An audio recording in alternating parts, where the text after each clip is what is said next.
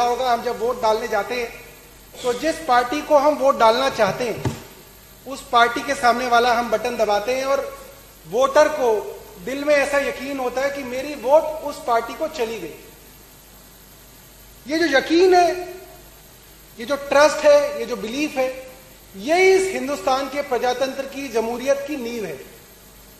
अगर ये ट्रस्ट हिला तो हिंदुस्तान के एक एक आदमी का ट्रस्ट इसके प्रजातंत्र से हिलेगा।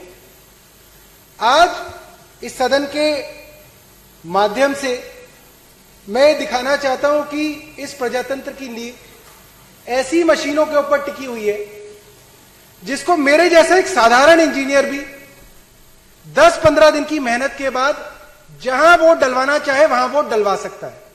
यह हम अभी इस सदन के सामने साबित करेंगे।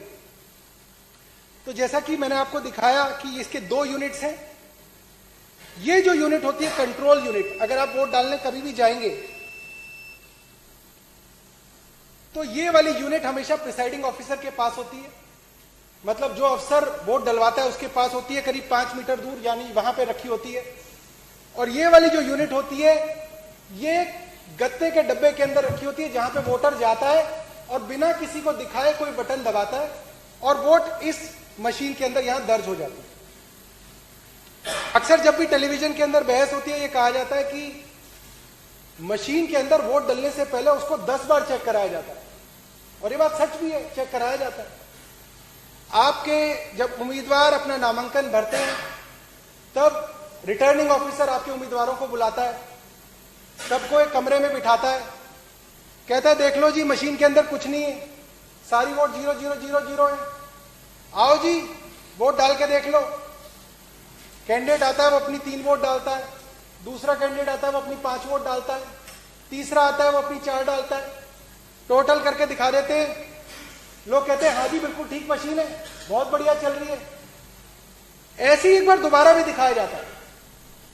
जिस दिन वोटिंग हो रही होती है, जिस दिन वोटिंग की शुरुआत हो रही होती है, जैसा कि अभी हमारे यहां 23 अप्रैल को एमसीडी के इलेक्शन के अंदर वोटिंग थी, तो हमारे उम्मीदवारों को उससे कुछ दिनों पहले वोटिंग मशीन दिखाई गई।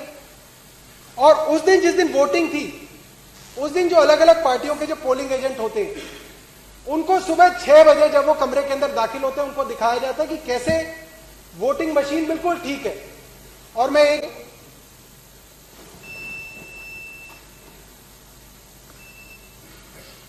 ये मशीन मैंने ऑन की, आप इसका डिस्प्ले पे थोड़ा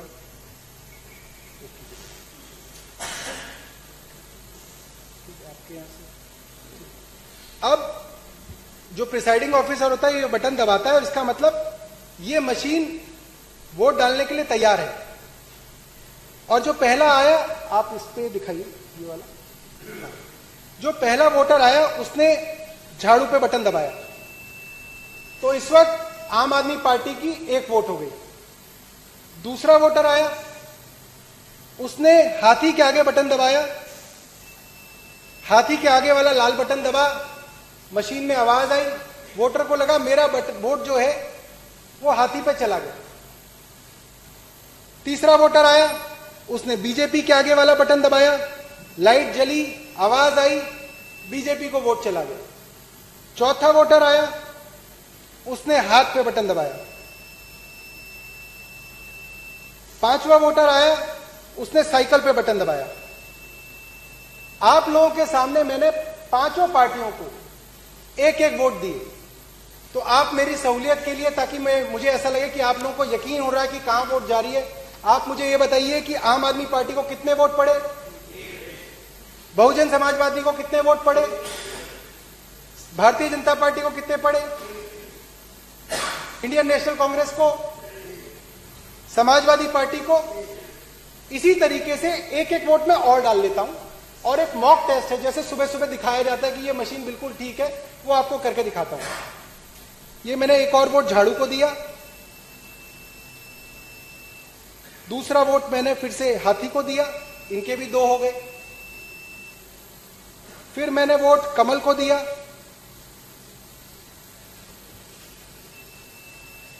कमल के 2 वोट हो गए। फिर मैंने वोट हाथ को दिया, हाथ के भी 2 वोट हो गए। अगला वोट मैंने साइकिल को दिया, समाजवादी पार्टी को भी 2 वोट हो गए। अब आप लोगों के सामने मैंने ये टेस्ट कराया आपको कि मैंने सब पार्टियों को 2-2 वोट दिए। और अब जैसे कि मॉक टेस्ट में सुबह सुबह सबको दिखाया जाता है कि भाई साहब मैं काउंटिंग करके दिखाऊंगा आपको, अभी देखना कि इसका डिस्प्ले लोगों के सामने आया नहीं दिख रहा, तो इसको बिल्कुल पास लो, ठीक है।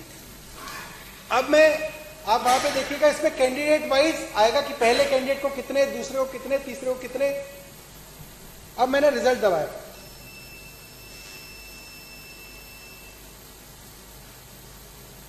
टोटल वोट 10,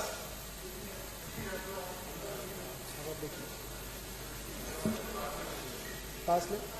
कैंडिडेट 4 को 2 वोट, कैंडिडेट 5 को 2 वोट, कैंडिडेट 6 को 0 वोट, कैंडिडेट 7 को 0 वोट, कैंडिडेट 8 को 0 वोट, कैंडिडेट 9 को 0 वोट, कैंडिडेट 10 को 0 वोट, कैंडिडेट 11 को 0 वोट, कैंडिडेट 12 को 0 वोट, कैंडिडेट 13 को 0 वोट, कैंडिडेट 14 को 0 वोट, 15 को 0 एंड। और अब मैं इस मशीन को दोबारा से खाली कर दूंगा, एक बार और दिखा दूं, मैं एक बार और दोबारा दिखाता हूं। अब आप इसको ना डिस्प्ले को देखिएगा कि आपको ढंग से दिखाया, डिस्प्ले दिख रहा है, अब दिख रहा है, अब ठीक है ना। अब हम इसकी पोजीशन को चेंज नहीं करेंगे, एक बार दोबारा से मैं आपको मॉक पोल दिखा देता हूं जिसके अंदर मैं सारी पार्टीज को, 5 पार्टीज को 2-2 वोट डालूंगा और आपको दिखाऊंगा कि कैसे ये मशीन बिल्कुल ठीक है। अगर आप चाहें तो मैं 3-3 वोट भी डाल सकता हूं।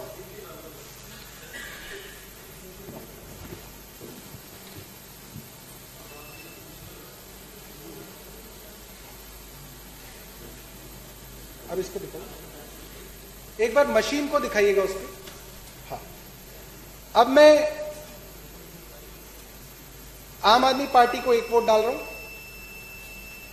ऐसा कीजिए कि इसको हाफ स्प्लिट कर लीजिए ताकि आधे स्क्रीन के अंदर मेरा हाथ दिखे बटन दबाते हुए और आधी स्क्रीन के अंदर मशीन दिखे, ठीक है। हाँ, और इसको आप थोड़ा क्लोजअप कर लीजिए ताकि पार्टी का नाम दिख जाए इसमें, ऐसे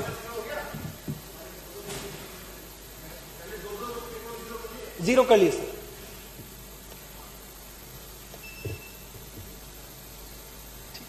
इसको ऐसे करिए जूम ताकि ये पार्टियों का नाम दिखे इसके अंदर, और थोड़ा देखिए, दिख रहा है।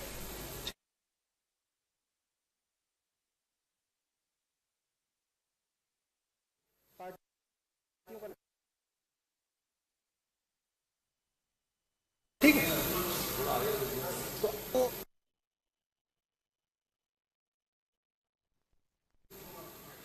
आम आदमी पार्टी को मैंने दूसरा वोट डाला। ठीक इसी तरीके से हाथी को मैंने पहला वोट डाला, हाथी को मैंने दूसरा वोट डाला, कमल निशान को मैंने पहला वोट डाला, कमल निशान को मैंने दूसरा वोट डाला,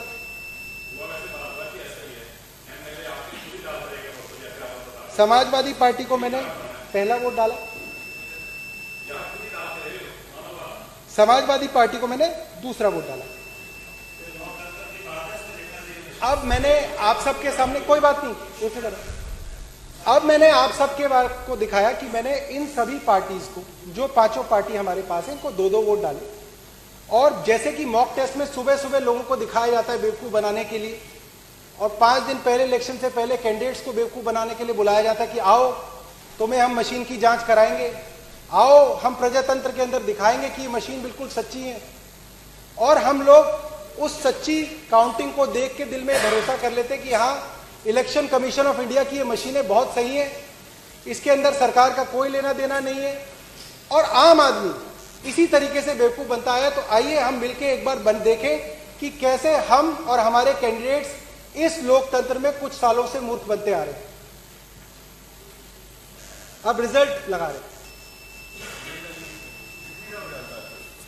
टोटल वोट्स 8, थोड़ा और पास ले आओ। पहले कैंडिडेट को 2, दूसरे कैंडिडेट को 2, तीसरे कैंडिडेट को 2, चौथे को 0, 5वें को 2, अच्छा नहीं डाले, अच्छा 7वें को 0, 8वें को 0, 9वें को 0, 10वें को 0, 11वें को 0, 12वें को 0, 13वें को 0, 0, 0, एंड। तो ये हमने मॉक पोल किया और इसके अंदर सभी कैंडिडेट्स जो हैं वो सेटिस्फाई हो गए। सुबह सुबह पोलिंग एजेंट सेटिस्फाई हो गए कि ये मशीन बहुत बढ़िया काम कर रही है और इस मशीन पे हमें यकीन करना चाहिए। अब देखते हैं कि असली में जब 8 बजे वोटिंग शुरू होती है तब क्या होता है। अब मैं इस मशीन को एक बार रीसेट कर दूंगा और अब सुबह के 8 बज गए, असली वाली पोलिंग शुरू हो गई है, जिसके अंदर असली वोटर अब मशीन के पास आएगा और अपनी वोट डालेगा। तो आमतौर पे ताकि लोगों को कंफ्यूजन ना हो और समझने में आसानी हो, तो हम ये मान लेते हैं कि पहला वोटर आया और उसने ज्यादातर जैसा होता है उसने झाड़ू पे बटन दबाया, तो ये एक वोट झाड़ू पे पड़ गया। नहीं दिख रहा, नहीं वो दिखेगा, उस पर भी कुछ है नहीं, डिस्प्ले आएगा नहीं। अब दूसरा वोटर आया, कमरे के अंदर घुसा, प्रिसाइडिंग ऑफिसर ने वोटिंग शुरू करी, दूसरा वोट हाथी पे चला गया। तो अभी आम आदमी पार्टी पे 1 वोट और हाथी पे 1 वोट। तीसरा वोटर आया, उसने कमल पे वोट डाला, तो अभी तीनों पार्टियों को 1-1 वोट। चौथा वोटर आया, उसने हाथ पे बटन दबाया, चारों पार्टियों को 1-1 वोट। पांचवा वोटर आया, उसने समाजवादी पार्टी को वोट दिया। तो अब पांचों पार्टियों को हमने कितने कितने वोट दे दिए? 1-1 वोट दे दिया। अब हम इन पांचों पार्टियों को 1-1 वोट और देंगे ताकि पांचों पार्टियों के 2-2 वोट हो जाए। अब ऐसे ही इलेक्शन जैसे धीरे धीरे चला तो करीब 9 बज गए, धीरे धीरे लोग आ रहे हैं। 9 बजे एक वोटर आया, मशीन खोली गई, आम आदमी पार्टी को दूसरा वोट पड़ा। फिर एक वोटर आया, उसने बहुजन समाज पार्टी को वोट दिया, बटन भी दबा, लाइट भी जली, आवाज भी आई, तो वोटर को लगा हाँ मैंने वोट हाथी को दिया, हाथी वाली लाइट जली थी, तो हाथी पे वोट मेरा चला गया। फिर जो तीसरा वोटर आया, उसने कमल पे वोट दिया, बटन भी दबा, आवाज भी आई। चौथा वोटर आया, उसने हाथ के निशान पे वोट दबाया, वैसे ही लाइट जली, आवाज आई, हाथ पे दूसरा वोट चला गया। फिर अगला वोटर आया, मान लीजिए वो समाजवादी पार्टी का वोटर है और उसने साइकिल पे बटन दबाया, साइकिल के आगे लाइट जली और वोट साइकिल को चली गई, ऐसा वोटर को लगा। अब ऐसे ही चुनाव के अंदर 10 बज गए, माहौल चुनाव का गर्म हो गया और 10 बजे के आसपास ही बीजेपी का एक कार्यकर्ता वोटर बनके रूम के अंदर आया। प्रिसाइडिंग ऑफिसर ने कहा कि आप वोट डाल लीजिए। अब देखिए वो सवाल जिसके बारे में हर बार चर्चा होती है कि जी मशीन तो सुबह ठीक थी, किसी ने मशीन खोली नहीं, किसी ने मशीन के साथ छेड़छाड़ नहीं की, 15 अफसर बैठे हुए थे जी, पुलिस वाले थे, कैसे मशीन के अंदर गड़बड़ हो गई? यही सवाल होता है ना। जवाब ये है कि उस दिन जिस वक्त वोटिंग चल रही है उसी वक्त आप डिसाइड कर सकते हैं कि आपको इन 5 लोगों में से किसको जिताना है। ये हम आपको बताना चाहते हैं कि इसके सीक्रेट कोड हैं। जिस पार्टी के पास है वो उस सीक्रेट कोड को इस मशीन के अंदर दाखिल करके अपनी पार्टी को जिता सकता है। ये जो है ये सीक्रेट कोड है जो हमने पता किए। इस मशीन के अंदर ये हमारे सीक्रेट कोड्स हैं। अगर आपको आम आदमी पार्टी को 10 बजे तय कर लिया आपने कि अब आम आदमी पार्टी को जिताना है और जितने भी वोट अब 10 बजे के बाद डलेंगे वो सीधा झाड़ू पे डलेंगे, तो आप ये कोड डालेंगे इसके अंदर 1 2 3 4 1 2।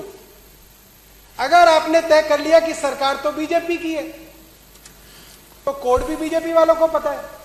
और अगर आपने 10 बजे तय कर लिया है कि अब आपको बीजेपी को जिताना है और अब जो जो वोट इस बूथ के अंदर डलेगी, बटन चाहे कोई भी दबे, वो वोट सिर्फ और सिर्फ कमल पे जाएगी, तो उसका कोड है 1 2 3 4 1 4।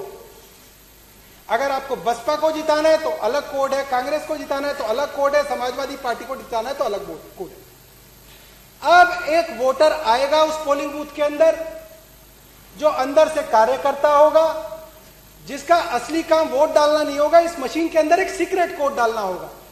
अब मैं दिखाता हूं कि वो वोटर कैसे, जी मैं बिल्कुल बता देता हूं, जी मैं बिल्कुल ये बात बता देता हूं, क्योंकि हम इस वक्त एक डेमो ये कर रहे हैं कि कैसे किसी भी पार्टी को जिताया जा सकता है या कैसे किसी भी कैंडिडेट को जिताया जा सकता है। और हमने अपने इस मशीन के अंदर ये कहा है कि इन पांचों, पहले जो पहला कैंडिडेट, दूसरा कैंडिडेट, तीसरा कैंडिडेट, इसको हमने एक पार्टी का नाम दे दिया। तो अगर हम ये मान लें कि हमारे 5 कैंडिडेट हैं, वो चाहे किसी भी पार्टी के हों, चाहे 10 कैंडिडेट हैं चाहे किसी भी पार्टी के हों, तो हम 10 बजे 8 बजे जब वो कोड डालेंगे उस वक्त तय कर सकते हैं हम आप किस कैंडिडेट को जिता रहे हैं। हो सकता है कई बार बीजेपी का कैंडिडेट 5वें नंबर पे हो किसी और कॉन्स्टिट्यूएंसी में, किसी में 3रे नंबर पे हो, किसी में 7वें नंबर पे हो, तो आप हर कॉन्स्टिट्यूएंसी के लिए एक अलग कोड डालेंगे। क्योंकि कई बार अखबार वाले, टीवी वाले पूछते हैं जी अगर बटन के अंदर ही कुछ झालमेल है तो बटन तो अलग अलग होता है, कहीं पे वो 5 नंबर पे होते हैं, कहीं पे वो 3 नंबर पे होते हैं। तो वही है, आपका कैंडिडेट जिसको आप जिताना चाहते हैं वो कैंडिडेट जिस नंबर पे है, पहले पे है तो पहले वाला कोड, दूसरे पे हो तो दूसरे वाला कोड, तीसरा है तो तीसरे वाला कोड। तो अब हम ये बताएंगे कि कैसे हम तीसरे कैंडिडेट पे, जो यहां पे हमारे डेमो के अंदर बीजेपी का कैंडिडेट है, कैसे हम चाहें कि अब जितने भी वोट 10 बजे के बाद डले वो सारे के सारे बीजेपी पे जाए। तो एक वोटर आया, उसने अपना नाम दिया, पर्ची दी, उसकी मशीन को एक्टिवेट कराया गया और अब उसने अपना वोट डाला और वोट डालते ही जैसे ही आवाज आई उसी दौरान उसने सीक्रेट कोड डाल दिया। मैं आपको दिखाऊंगा कैसे डालते हैं।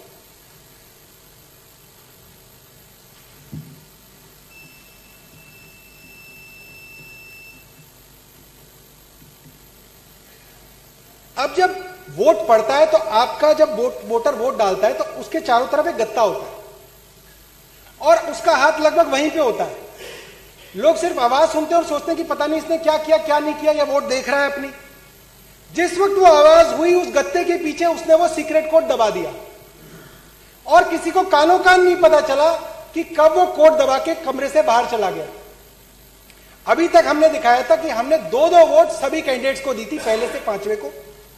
ये जो वोटर आया था इसने बीजेपी को वोट डाली, तीसरे कैंडिडेट को वोट डाली और उसके बाद एक सीक्रेट कोड डाला। तो कुल मिला के इस वक्त आम आदमी पार्टी के 2 वोट, बसपा के 2 वोट, बीजेपी के 3 वोट, कांग्रेस के 2 वोट और समाजवादी पार्टी के 2 वोट हैं। तो ताकि हम लोग ये गिनती भूले ना, मैं इसके ऊपर लिख देता हूं और यहां पे रख देंगे कि ये हमारी वोटिंग थी जो असली में वोटिंग दी गई थी। आम आदमी पार्टी के 2 वोट, बीएसपी के 2 वोट, बीजेपी के 3 वोट, कांग्रेस के 2 वोट और सपा के 2 वोट। अब हम ये मान लेते हैं कि 10 बजे के बाद, हम अपने उदाहरण के लिए मान लेते हैं 10 बजे के बाद 10 वोटर और आए और 10 वोटरों ने अपनी वोट झाड़ू पे डाली और हम देखेंगे कि आखिरी में रिजल्ट क्या होगा, उसको मैं आप सबके सामने डेमोन्स्ट्रेट करूंगा। तो अब जो अगला वोटर आया उसके लिए मशीन खोली गई, उसने ये झाड़ू पे बटन दबाया, 1 वोट। फिर मशीन खोली गई, झाड़ू पे बटन दबाया, कितने हो गए? 2 पहले थे, 2 ये हो गए, कितने हो गए? 4 वोट। फिर मशीन दबाई, 1 और वोट डाला, कितने हो गए? 5 वोट। आम आदमी पार्टी के कितने हो गए? 5 वोट। बीजेपी के कितने थे? 3। अब फिर बटन दबाया और फिर झाड़ू पे दबाया, बीजेपी के कितने थे? झाड़ू पे कितने हो गए? 6। फिर एक वोटर आया और उसने फिर झाड़ू पे बटन दबाया, बीजेपी के कितने थे? झाड़ू के कितने हो गए? फिर एक वोटर आया, फिर झाड़ू बटाई, बीजेपी के 3, झाड़ू के 8। फिर एक वोटर आया और उसने भी झाड़ू चलाई, कितने हो गए झाड़ू के? 9। बीजेपी के कितने हैं? फिर वोटर आया और उसने भी झाड़ू चलाई। बीजेपी के 3, झाड़ू के 10। अब मान लेते हैं कि बीजेपी को 3 वोट पड़े, झाड़ू को 10 पड़े, बाकी सबको 2-2 पड़े। अब जो असली गिनती हो गई वो ये हो गई कि झाड़ू के 10 हो गए, मैं इसको 10 बना देता हूं।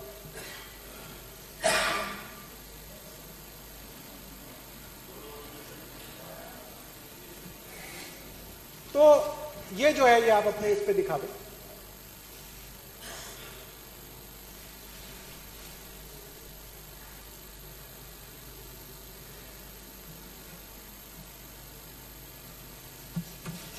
ठीक, 10, 2, 3, 3, 2। अब ये वो मतगणना है जो असली में वोट डाले गए थे, टेंडर्ड वोट्स थे, जो असलियत में वोट इस मशीन के अंदर दाखिल कराने की कोशिश की गई थी। अब जब 23 तारीख को वोटिंग खत्म हो गई, पोलिंग बूथ हंसी खुशी पोलिंग बूथ वाले घर चले गए। लोगों ने कहा कि जी हमने तो बीयू नंबर भी नोट कर लिया, हमने तो सीयू नंबर भी नोट कर लिया, हमने तो मशीन बंद करके सील भी लगा दी, उसकी गांठ भी 3-4 बार खोल के देख ली कि जी बड़ी मजबूत बांधी है, अब इसके अंदर कोई गड़बड़ी नहीं हो सकती। कुछ लोग और सोचते हैं कि यार मैं मशीन के साथ वहां तक जाऊंगा, स्ट्रांग रूम तक जाऊंगा। कुछ लोग कहेंगे मैं स्ट्रांग रूम के बाहर पहरा भी दूंगा। आदमी डरता ना क्या ना करता, वो कहता कि मैं मशीन के बाहर ही बैठ जाऊंगा कि कोई इसके साथ छेड़छाड़ ना करे। मगर छेड़छाड़ तो ऑलरेडी इसके अंदर हो चुकी है, जो काम होना था वो हो चुका है इसके अंदर। बाद में आप इसके ऊपर कितने भी पहरे लगा दो, कितनी भी पुलिस लगा दो, कितनी भी इसके ऊपर सील लगा दो, अब हम देखेंगे कि आखिरी में जब 2 दिन तक ये मशीनें रखी जाएंगी, एग्जिट पोल के नतीजे आ जाएंगे, एग्जिट पोल के अंदर उसी पार्टी को जिता दिया जाएगा जिसके लिए ऑलरेडी कोड डाल दिया गया है, तो पूरा का पूरा माहौल बना दिया जाएगा कि भाई साहब आपने चाहे वोट कहीं भी दी हो, मगर एग्जिट पोल कह रहे हैं कि ये वाली पार्टी जीत रही है, तो आपको भी मन में लग जाएगा यार पता नहीं किसने दे दी इनको वोट, मगर टीवी वाले कह रहे हैं तो कुछ तो सच होगा इसके अंदर। तो अब जब 26 तारीख को वोटिंग की काउंटिंग शुरू होगी तो आपके काउंटिंग एजेंट आएंगे, आपके कैंडिडेट आएंगे, वो दोबारा से अपनी सील को देखेंगे कि जी सील तो ठीक है, और उनके सामने काउंटिंग शुरू होगी। तो मैं अब आपको वो काउंटिंग दिखाता हूं जो आखिरी दिन, काउंटिंग डे वाले दिन जब बक्सा खुलेगा तब किसको कितनी वोट मिलेंगी। तो कैंडिडेट 1 जो है वो आम आदमी पार्टी है, 2 जो है वो बीएसपी है, 3 जो है वो भारतीय जनता पार्टी है, 4 जो है वो कांग्रेस है, 5 जो है वो समाजवादी पार्टी है। इसको अब ध्यान से दिखाना है अपने को। अब मैं रिजल्ट दबा रहा हूं। टोटल वोट 19, पहले कैंडिडेट को 2, दूसरे को 2, तीसरे को 11, मुबारक हो सिरसा जी, चौथे को 2, पांचवें को 2, छठे को 0, सातवें को 0, आठवें को 0, नौवें को 0। अब ढोल आ गए, सिरसा जी और जगदीश जी नाच रहे, जीत गए। अच्छा अध्यक्ष जी, तो मैं सब लोगों की जानकारी के लिए ये आपके आगे 2 पिक्चर रख रहा हूं कि ये जो मेरे हाथ में इधर है गुलाबी वाला, वो वोट है जो प्रजातंत्र के अंदर आस्था रखने वाला गरीब आदमी, दलित आदमी, नौजवान आदमी, बुजुर्ग आदमी, धूप में, महिलाएं धूप में थोड़ा सा टाइम बचा के कि अरे खाना बना लिया चलो जाके वोट डालो। वो बुजुर्ग आदमी जो अपने बेटे को, जिसने पोते को 3 दिन से कह रखा कि बेटा मेरे को वोट डालने जाना है, तू कॉलेज से जल्दी आ जाइयो, अगर कॉलेज नहीं जाए तो ट्यूशन से जल्दी आ जाइयो, तेरे दादाजी को वोट डालने जाना है। वो सब लोगों ने जो वोट डाली थी वो इस गुलाबी वाले के अंदर दिख रही है कि आम आदमी पार्टी को 10 वोट, बीएसपी को 2 वोट, बीजेपी को 3 वोट, कांग्रेस को 2 वोट और समाजवादी पार्टी को 2 वोट। मुझे लगता है कि इसमें कोई पार्टी बुरा ना माने, सिर्फ आसानी करने के लिए हमने 2-2 वोट सभी पार्टी को दिए, बाकी ओरिजिनल के अंदर कुछ भी हो सकता है। ये जो फर्जीवाड़ा है, ये जो रिगिंग है, ये जो गड़बड़ी है, उस गड़बड़ी को आप में से कोई आदमी कभी नहीं पकड़ पाया और ना पकड़ पाओगे। और जब काउंटिंग हुई प्लीज प्लीज। और जब काउंटिंग हुई तो ये जो नीले वाला जो मैंने रखा है उसके अंदर आया कि आम आदमी पार्टी को 2 वोट मिले, बीएसपी को 2 वोट मिले, बीजेपी को 11 वोट मिले, कांग्रेस को 2 वोट मिले, समाजवादी पार्टी को 2 वोट मिले। अध्यक्ष जी, ऐसा नहीं है कि इस बात को सिर्फ हम हवा में तीर चला रहे हैं, यह हम झूठे मनगढ़ंत आरोप लगा रहे हैं कि भाई ऐसा हो सकता है। ऐसा नहीं। मैंने इलेक्शन कमीशन की वेबसाइट पढ़ी, उनके द्वारा दिए गए कई जवाब मैंने पढ़े, और मुझे लगता है कि टीवी के अंदर हम सब लोगों ने देखा कैसे भिंड के अंदर पत्रकारों के सामने, डिस्ट्रिक्ट मजिस्ट्रेट के सामने, अलग अलग पार्टियों के नुमाइंदों के सामने जिस मशीन के ऊपर कोई भी बटन दबाया जा रहा था, जो पर्ची निकल रही थी वो बीजेपी की निकल रही थी। वो भला हो भगवान का, भला हो हमारा आशीर्वाद था भगवान का, मुझे लगता है कि उस मशीन के साथ वीवीपैट जुड़ा हुआ था। तो हमें उसी वक्त पता चल गया कि जो भी बटन दबा रहे हो पर्ची तो बीजेपी की निकल रही है, वोट तो बीजेपी पे जा रहा है। और आज तक की तारीख में मैंने इलेक्शन कमीशन का पूरा इंक्वायरी की फाइंडिंग पढ़ी है। मुझे लगता है कि वो 4 पैराग्राफ की फाइंडिंग है, जिसके बारे में कई टीवी चैनल्स के अंदर कहा जा रहा था कि नहीं इलेक्शन कमीशन ने इंक्वायरी कर ली है, उनकी रिपोर्ट आ गई है। तो मैं खुद बड़ा उत्सुक था कि उस रिपोर्ट के अंदर देखूंगा कि ऐसा क्या आ गया उस रिपोर्ट के अंदर। अध्यक्ष जी, वो रिपोर्ट अंग्रेजी के अंदर है, मगर मुझे नहीं लगता कि वो किसी अंग्रेजी जानने वाले ने लिखी है। उसके अंदर बात को कहां से घुमा के कहां घुसाया गया, उसके अंदर कोई सिर पैर नहीं है उस बात का। उन्होंने उस एक्सप्लेनेशन के अंदर उलझुलूल बातें लिखी है। मतलब शर्म की बात है कि वो एक्सप्लेनेशन हमारे इलेक्शन कमीशन ऑफ इंडिया की इंक्वायरी रिपोर्ट है, उस रिपोर्ट का कोई सिर पैर नहीं है। उसके अंदर लिखा हुआ है कि जी ये जो वीवीपैट मशीन है कानपुर से लाई गई थी और ये जो दूसरा था वो वहां से लाया गया था, मगर किसकी वोट कहां जा रही थी इसका कोई एक्सप्लेनेशन नहीं है उसके अंदर। धौलपुर का मुझे लगता है कि सारे देश ने देखा। धौलपुर के अंदर ऐसी 18 मशीनें पकड़ी गई जिसके अंदर आप कोई भी बटन दबाओ, किसी भी पार्टी का बटन दबाओ, वोट बीजेपी पे जा रहा है। और ये कह रहे हैं कि इस मशीन के अंदर टेम्परिंग नहीं हो सकती। असल में बात यह है, सच्चाई यह है कि उस मशीन के अंदर भी वो मशीनें जो थी वो पहले एक जगह से आई थी। जैसे वो जो भिंड वाली मशीन थी वो यूपी वाली मशीन थी, और यूपी के अंदर हमारा कोई भाई, हमारा कोई कार्यकर्ता वो कोड डाल के गया था। वो कोड तो डाल दिया, उसको हटाया नहीं, वो कोड उसमें डला रह गया और वो मशीन भिंड में पहुंच गई। अब भिंड में पहुंच गई तो ये कोई भी बटन दबाए उसके अंदर कमल का वोट आए, और ये फंस गए क्योंकि जो काम वोटिंग वाले दिन 10 बजे करना था वो पहले ही हो रखा था उस मशीन के अंदर। इसीलिए ये क्या, कोई भी साइंटिस्ट, मैं चैलेंज कर रहा हूं, मैंने बीटेक कंप्यूटर साइंस किया हुआ है, मैं नहीं कहता कि मैं बहुत पढ़ा लिखा हूं, मगर मैंने 10 साल अपनी जिंदगी के इन्हीं कामों में दिए। मैंने पूरे 10 साल एम्बेडेड सिस्टम्स की प्रोग्रामिंग में दिए, पूरे विश्व की बड़ी बड़ी मल्टीनेशनल कंपनीज के अंदर मैंने काम किया है, अमेरिका की कंपनी में काम किया है, यूके की कंपनी में काम किया है। मैं चैलेंज कर रहा हूं, कोई भी साइंटिस्ट मुझे ये एक्सप्लेन कर दे कि उस भिंड के अंदर क्या हुआ। कोई साइंटिस्ट। लोग हार्वर्ड का मजाक उड़ाते हैं, कहते हैं हार्ड वर्क। मैं कहता हूं हार्ड वर्क वाला भी आ जाए और हार्वर्ड वाला भी आ जाए, कोई भी आ जाए, और वो मुझे एक्सप्लेन कर दे कि कैसे ऐसा हो रहा था मशीन के अंदर कि आप कोई भी बटन दबाओ वोट आपकी बीजेपी में जा रही है। और अब मैं भाजपा वालों को ये बताना चाहता हूं कि देखो, तुम्हारे कारण ही हम इंजीनियरिंग छोड़ के इसमें आए थे। और देखो, मजे की बात यह, तुम्हारे कारण ही मैं दोबारा इंजीनियरिंग कर रहा हूं।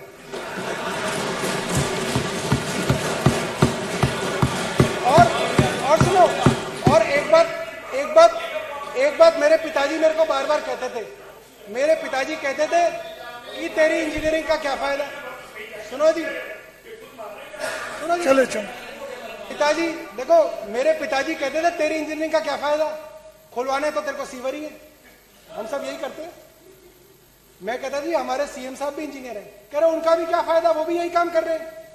आज मुझे लगता है कि बीजेपी ने हमें भी और हमारे इंजीनियर सीएम को भी यह मौका दे दिया कि हम अपनी इंजीनियरिंग का भी इस्तेमाल करें। और देखो इनकी डिग्री असली है। अब ठीक है, अच्छा अब मैं ये बता रहा हूं कि अब ये मशीन हमें भी टेम्पर करनी आ गई है। तुमने तो 5 साल में सीखी है, हमने 3 महीने में सीखी है।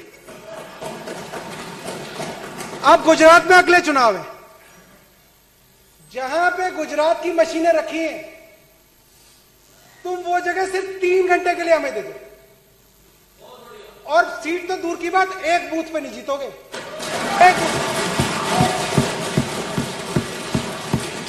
चैलेंज है, चैलेंज दे रहा है, राजनीति छोड़ दूंगा मैं।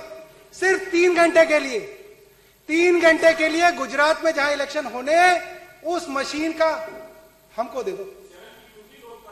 अब दूसरी बात, अच्छा लोग कहते थे जी ऐसा कैसे हो जाएगा, वो मशीनें तो बड़ी सिक्योरिटी में रखी होती है, वो वहां तो डीएम बैठा होता है, वो वहां तो पुलिस वाले बैठे होते हैं, वहां तो सीआरपीएफ बैठी होती है।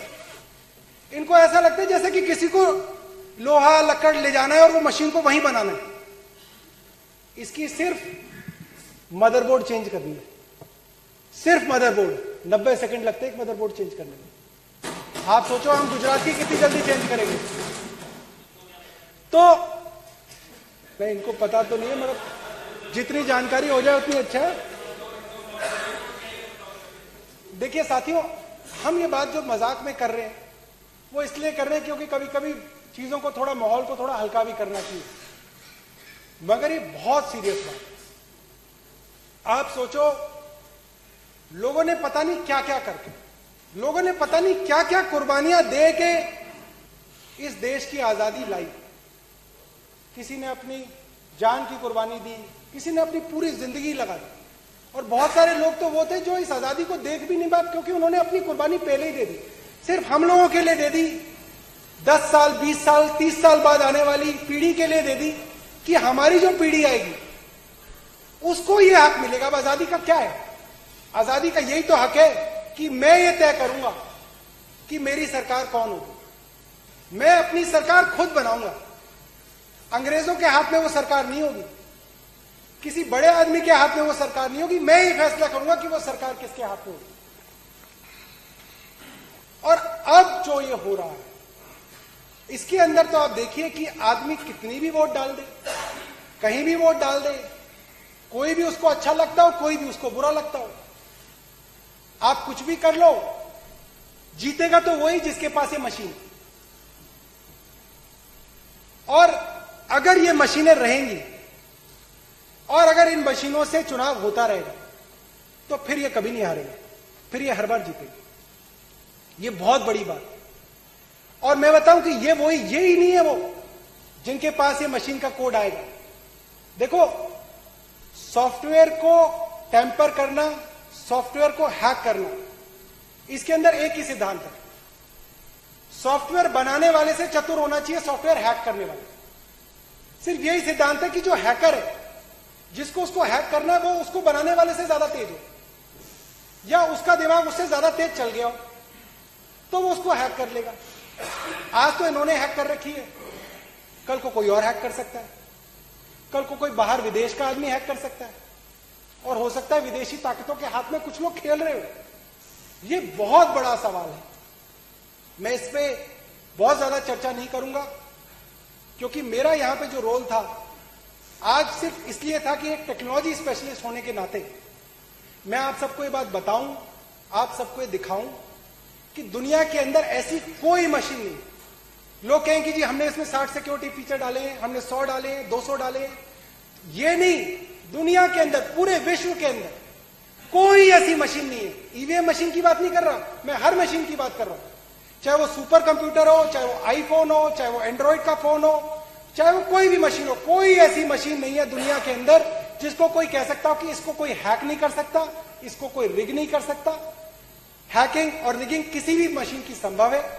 और यही कारण है कि जिन देशों से हम इसके माइक्रो कंट्रोलर को लाए उधार लेके, जिन देशों से हमने इस टेक्नोलॉजी को उधार लिया है, उन देशों में मैंने काम किया है, वो देश भी इस टेक्नोलॉजी को इस्तेमाल नहीं करते। उस देश में भी जहां टेक्नोलॉजी यहां से बहुत आगे है, और वहां भी हमारे भारतीय काम कर रहे हैं उसको आगे बढ़ाने में, उस देश में भी आज कागज पे ही वोट डाला जाता है, क्योंकि उनको मालूम है कि हम ही ने बनाई है, उन्हें पता है कि इसके अंदर क्या है, और हमने बनाई नहीं, हम बिना बात इसकी गारंटी दे रहे। तो इस चीज के ऊपर मेरी आपसे गुजारिश है कि इस बहस को आप लोग अपनी अपनी कॉन्स्टिट्यूएंसीज के अंदर ले जाएं। जो टूटे दिल से अपने घर में बैठे हैं हमारे वोटर, जिनको लग रहा है कि भाई साहब वोट तो आपको दी थी, पता नहीं कहां गई, उनको ये बात बताओ कि ऐसा भी हो रहा है, ऐसा भी होता है, और धीरे धीरे आप जानोगे कि ये चीज फैलेगी। जब पहली बार मैच फिक्सिंग का आरोप लगा था, पहली बार क्रिकेट के अंदर मैच फिक्सिंग का आरोप लगा था, उस वक्त क्रिकेट को देश के अंदर एक धर्म की तरह माना जाता था। कहा जाता है कि cricket is one of the religions, और क्रिकेटरों को देवी देवता माना जाता था, देवता माना जाता था। लोग कह ही नहीं सकते थे अरे क्रिकेट के अंदर मैच फिक्सिंग, ऐसा कैसे हो सकता है? नहीं जी, होता है। पैसे देके किसी को कैच लिया जाता है, पैसे देके कोई कैच छोड़ी जाती है। तो जो मैच फिक्सिंग के अंदर जिनकी लेना देना था, वो टीवी पे आते थे और बोलते थे ऐसा कैसे हो सकता है? अगर बॉल ही छोड़नी होगी तो सारी नहीं छोड़ देंगे, अगर कैच छोड़नी होगी तो सारी नहीं छोड़ देंगे, अगर छक्के ही लगवाने होंगे तो हर बॉल पे नहीं लगवाएंगे, जैसा हमें कहते हैं। क्यों? तो फिर तो सारे नहीं कर लेते, तुम्हें दिल्ली नहीं जितवाते, कैसे जितवा देते? देखो जी, सच के अंदर झूठ मिलाया जाएगा तभी झूठ नहीं पकड़ा जाएगा। हमेशा से ये रहा, अगर पूरे के पूरे ही मैच फिक्स हो जाएंगे तो जिम्बाब्वे हर बार ही हारेगा, हिंदुस्तान हर बार ही जीतेगा। ऐसा नहीं होता, कई बार किया जाता है, कई बार नहीं किया जाता, मौका देखा जाता है, और सच के अंदर हमेशा झूठ को थोड़ा सा मिलाया जाता है ताकि उसका पता ना चले। वही काम हो रहा है। आप सब लोग ठंडे दिमाग से बैठोगे, सोचोगे तो आपको समझ में आएगा कि बाद में ये पोल खुली कि यहां मैच फिक्सिंग होती है, क्रिकेटर पैसा लेते हैं, पैसे लेके कैच लेते हैं और पैसे लेके ही कैच छोड़ते हैं। धन्यवाद, जय हिंद।